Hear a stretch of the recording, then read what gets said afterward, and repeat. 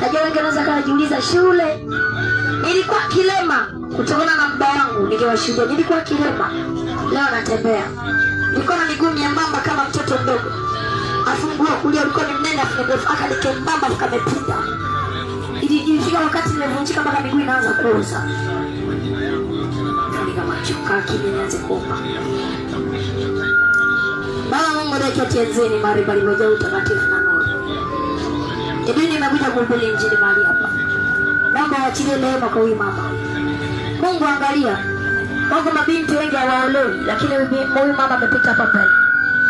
Wako baba wengi wana matatizo, wengine hawafanikiwi, wengine wana magonjwa, wengine wana madeni, wengine wanaishi maisha ya kuelewa na shetani, lakini ameshinda kupita mbele. Huyu mama amepita hapa mbele.